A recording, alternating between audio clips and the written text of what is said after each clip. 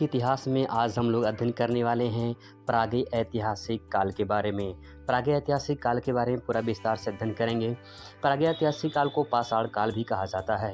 उससे पहले इसको समझने से पहले हम इतिहास के थोड़ा सा बेसिक पॉइंट समझ लेते हैं। बीते हुए समय या काल के बारे में जानना या समझना इतिहास कहलाता है। हमें कह सकते हैं इतिहास एक माध्यम है जो हमें बीते हुए घटनाओं के बारे में जानकारी प्रदान करता है। ये तो बात हो गई इसके इतिहास की। जैसे उदाहरण के तौर पे हम लोग इसको एग्जाम्पल के माध्यम से समझना चाहते हैं, जैसे कि 2020 की कोरोना काल की घटना। अगर हम जो 2020 से जो अगर इसे 2025 में देखेंगे, जब हम 2025 में घटना को देखेंगे तो उस टाइम पे हमारे लिए ये इतिहास रहेगा। तो बीते हुए कल के बारे में, घटनाओं के बारे में जो जानकारी प्रदान करता है वो इतिहास कहलाता है।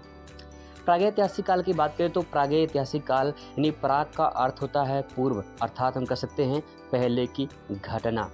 इसे पाषाण काल भी कहा जाता है। पाषाण काल मतलब ये होता है जिसका अर्थ होता है पत्थर युग या पत्थर काल। इस समय कोई भी लिखित सामग्री उपलब्ध नहीं थी। जो कुछ भी उपलब्ध है वो पत्थर के औजार है, मिट्टी के बर्तन हैं आदि के आधार पर पता लगाया जाता है कि ये प्रागैतिहासिक काल की घटना है या पाषाण काल की घटना है। इसमें जो है पत्थर युग चला था, तो पत्थर काल से संबंधित है। पाषाण काल की बात करें तो पाषाण काल कितने भागों में बांटा गया है उसको समझते यही सवाल पूछे जाते हैं यहाँ पे एग्जाम में। पूरा पाषाण काल, मध्य पाषाण काल और नव पाषाण काल। अभी बात करते हैं हम लोग पूरा पाषाण काल के बारे में। पूरा पाषाण काल के पहली पॉइंट आपके सामने ये है, इस काल में मानव खुले आकाश के नीचे, नदियों के किनारे और झील के पास रहता था। दूसरा पॉइंट है, भोजन में मांस, कंदमूल, फल शामिल थे। उन्होंने चित्र बनाना सीख लिया था, साथ ही मृतकों को कब्र में दफनाना प्रारंभ कर दिया था। ये थी बात पूरा पाषाण काल की। अगली पॉइंट आपके सामने ये है, इसी समय हड्डी के औजार बनाना सीख लिया था और इसी काल में आग की खोज हुई थी। तो सबसे बड़ी चीज़ पूरा पाषाण काल में आग की खोज हो गई थी। मानव ने पत्थर को पत्थर से टकराया था, वहाँ से जो है उसके आसपास जो कुछ भी खरपतवार थे उसमें आग लगी। इसके बाद जो है वहाँ से आग की जानकारी प्राप्त होती है। तो यहाँ पे ये पॉइंट काफ़ी इंपॉर्टेंट था, आग की खोज पूरा पाषाण काल में हुई थी। अगला पॉइंट आपके सामने ये है, पूरा पाषाण काल के स्थल विथ मैपिंग के माध्यम से कवर करेंगे भी यहाँ पे अच्छे से बेहतरीन तरीके से। तो मध्य प्रदेश में सबसे पहले कवर करते हैं। पहला पॉइंट है भीमबेटका, काफ़ी इंपॉर्टेंट पॉइंट है, काफ़ी बार एग्जाम में पूछा जाता है भीमबेटका। इसके बाद दूसरा पॉइंट है जो मध्य प्रदेश में है, आदमगढ़। तीसरा है हथनौर। और समझ लेते हैं भीमबेटका किसके साक्ष्य प्राप्त हुए थे, ट्रिक के माध्यम से पहले इसको याद कर लेते हैं। भीम का हाथ, जी हाँ दोस्तों, भीम का हाथ आदमी का नहीं है। भीम इतने ताकतवर थे, इतने बाहुबली थे, इनका जो अगर एक हाथ किसी को मारते तो उनका हाथ आदमी का नहीं लगता था। तो वहाँ पे ट्रिक है, बहुत ही बेहतरीन ट्रिक है। भीम का हाथ आदमी का नहीं है। अब समझते हैं कि भीमबेटका क्यों प्रसिद्ध है, यहाँ पे किसके साक्ष्य प्राप्त हुए थे। तो भीमबेटका से मानव निर्मित गुफाओं का जो है घर जो है यहाँ पे मिला है, इसके साक्ष्य यहाँ से प्राप्त होते हैं। आदमगढ़ से बात करें तो आदमगढ़ से शिल्पकार जो है उपकरण प्राप्त हुए हैं। शिल्पकार यानी कढ़ाईकार जो होती है वहाँ से उपकरण प्राप्त हुए हैं। इसके बाद हथनौर से नर्मदा नदी के निकट मानव की खोपड़ी के प्रथम प्रमाण जो है हथनौर से ही प्राप्त होते हैं। तो 3 पॉइंट है, बहुत ही इंपॉर्टेंट है, भीमबेटका, आदमगढ़ और हथनौर जो एमपी में पड़ते हैं। अगला पॉइंट है पूरा पाषाण के स्थल जो हम कवर करेंगे यहाँ पे फ्रेंड्स, वो आपके सामने ये है मैप आ जा भाई फटाफट। तो फ्रेंड्स ये है आपका मैप, और मैप के माध्यम से आसानी समझेंगे ताकि हमको लंबे टाइम तक इसको याद कर सकें। इसके बाद है लोहदा नाला जो कि मिर्ज़ापुर में पड़ता है, ये यूपी में आपका लोहदा नाला है। ये है बोलन नदी घाटी में स्थित है। ये जो है मातृ देवी की प्रतिमा जो है यहाँ से इसके साक्ष्य मिलते हैं। इसके बाद है पहलगाम जो कि जम्मू कश्मीर में है।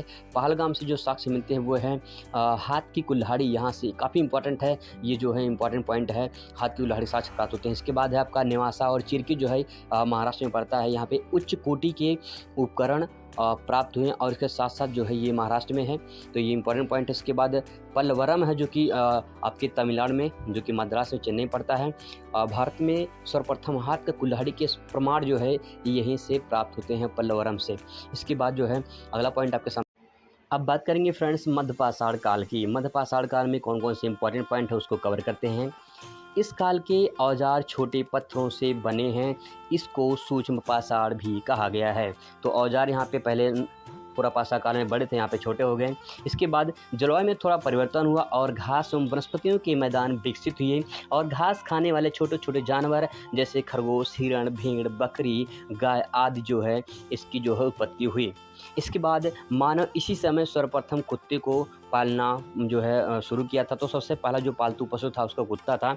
तो यहाँ से इम्पोर्टेंट पॉइंट मिलते हैं कि सबसे पहले पालतू पशु कौन था? कुत्ता था। किस काल में? मध्य पाषाण काल में आदि मानव ने जो है कुत्ते को पालना शुरू किया था। तो यहाँ पे इम्पोर्टेंट पॉइंट यहाँ से निकल कर सामने आता है। अगला पॉइंट आपके सामने ये है, पशुपालन मध्य पाषाण काल से ही शुरू हुई थी। इसका साक्ष्य प्रथम जो साक्ष्य है वो आदमगढ़ से, यानी होशंगाबाद में पड़ता है, एमपी में है, यहाँ से प्राप्त हुए हैं। राजस्थान के भीलवाड़ा जिले में कोठारी नदी के तट पर स्थित बागौर भारत का सबसे बड़ा मध्य पाषाणिक स्थल है। तो ये इंपॉर्टेंट पॉइंट है फ्रेंड्स, यहाँ पे कुछ उसके पत्थर के छोटे छोटे औजार दे सकते हैं। ये छोटे छोटे औजार हैं जो कि मध्य पाषाण काल में मिले थे। तो इंपॉर्टेंट पॉइंट है, विथ मैपिंग के माध्यम से इसके जो स्थल हैं मध्य पाषाण काल, जहाँ से सवाल बनते हैं उसको विथ मैपिंग के माध्यम से हम लोग कवर करते हैं। तो सबसे पहले बात करेंगे मध्य पाषाण के स्थल के, क्योंकि मध्य पाषाण काल पूरा पाषाण काल में था, मध्य पाषाण काल इसमें मध्य पाषाण काल में भी है मध्य प्रदेश। इसके यहाँ पे है आदमगढ़, होशंगाबाद, पंचमढ़ी जो एमपी में पड़ता है। क्यों प्रसिद्ध है? आदमगढ़ से पत्थर के सूक्ष्म औजार एवं पशुपालन के प्रथम साक्ष्य प्राप्त हुए थे। आदमगढ़ यानी आज की डेट में होशंगाबाद एमपी में है। पंचमढ़ी की बात करें तो पंचमढ़ी में दो प्रसिद्ध शैलाश्रय हैं जो कि जम्मू द्वीप है और डेरोथी द्वीप मिले थे। यहाँ से दो प्रसिद्ध स्थल हैं, जम्मू द्वीप और डेरोथी द्वीप, काफ़ी इंपॉर्टेंट पॉइंट है यहाँ से। इसके बाद मध्य प्रदेश के कुछ और स्थल की बात नज़र डालते हैं, तो यहाँ से जो आपके पॉइंट है ये है, मध्य प्रदेश से नहीं, ये यूपी में पड़ता है, आपका सराय नाहर राय पड़ता है, यूपी में पड़ता है। यहाँ से मृतक संस्कार विधि और जो है हत्या के प्रथम साक्ष्य यहाँ से प्राप्त होते हैं, जो कि सराय नाहर राय प्रतापगढ़ में आज के दिन में पड़ता है। इसके बाद महदहा है, जो कि महदहा से हड्डी और सींग के उपकरण जो है यहाँ से आभूषण जो है प्राप्त होते हैं। इसके साथ साथ स्त्री पुरुष के एक साथ दफनाने के भी साक्ष्य यहाँ से प्राप्त होते हैं। तो फ्रेंड्स ये तो इम्पोर्टेंट पॉइंट था। अब इसके बाद बात करते हैं बागौर, जो भीलवाड़ा में पड़ता है, आज की डेट में राजस्थान में है। यहाँ से सबसे बड़ी चीज़ है कि सबसे बड़ा मध्य पाषाणिक जो आवासीय स्थल यहाँ से इसके साक्ष्य मिले हैं। इसके बाद पश्चिम बंगाल है, वीरभानपुर, वेस्ट बंगाल में, पश्चिम बंगाल में, यहाँ से वस्ती और जो है पत्थर के औजार जो है यहाँ से इसके साक्ष्य जो है यहाँ से प्राप्त हुए हैं। तो ये इंपॉर्टेंट पॉइंट आपके सामने फ्रेंड्स ये था। यहाँ से कुछ और पॉइंट बनने वाले हैं जो कि अब बात करेंगे नवपाषाण काल की। नवपाषाण काल यानी नियोलिथिक इसे बोलते हैं। नियोलिथिक पीरियड यानी यूनानी भाषा में नियो शब्द का अर्थ है नवीन, इसीलिए इसे नवीन या नवपाषाण काल कहा जाता है। भारत में नवपाषाण काल पुरातात्विक खोज प्रारंभ करने वाले श्रेय डॉक्टर प्राइम रोज को जाता है, क्योंकि जो 1842 में कर्नाटक के लिंग सुगर नामक स्थल से उपकरण खोजे थे, इन्होंने इसीलिए जो है इनको श्रेय जाता है डॉक्टर प्राइम रोज को। नवपाषाण काल कुछ और इम्पोर्टेंट पॉइंट नज़र डालते हैं, तो बहुत ही मोस्ट इम्पोर्टेंट पॉइंट है कि नवपाषाण काल में पहिए का आविष्कार हुआ था। तो यहाँ से इम्पोर्टेंट पॉइंट है कि पहिए का आविष्कार किस काल में होता, तो राइट आंसर होगा नवपाषाण काल में। जानवरों के बाल से कपड़ा बनाना, मिट्टी के बर्तन बनाना, चटाई बनाना आदि कौशल का विकास इस काल में हुआ था। इस काल में मानव गेहूँ, धान और जौ की खेती करते थे। तो इम्पोर्टेंट पॉइंट यहाँ से निकल कर सामने आते हैं कि कृषि करना सीख गए थे अच्छी तरीके से। नवपाषाण काल के जो प्रमुख स्थल हैं मैप के माध्यम से समझते हैं। पहला है मेहरगढ़, जो कि बलूचिस्तान में यानी पाकिस्तान में पड़ता है। इसके जो प्रमाण मतलब कि यहाँ कृषि के प्राचीनतम साक्ष्य जो गेहूँ और जौ के यहाँ से प्रमाण मिलते हैं। इसके बाद है कोलडिहवा, जो कि इलाहाबाद में पड़ता है। यहाँ से धान खेती के प्रमाण विश्व का सबसे प्राचीनतम साक्ष्य यहाँ से जो है प्राप्त होता है। इसके बाद चौपानी मांडो, जो कि यूपी में पड़ता है, ये भी इलाहाबाद के निकट में है। इसके बाद है बुर्ज होम, जो कि जम्मू कश्मीर में पड़ता है। यहाँ पे पालतू कुत्ते अपने मालिक के साथ साथ दफनाए जाते हैं। तो ये इंपॉर्टेंट पॉइंट यहाँ से आपके सामने ये है।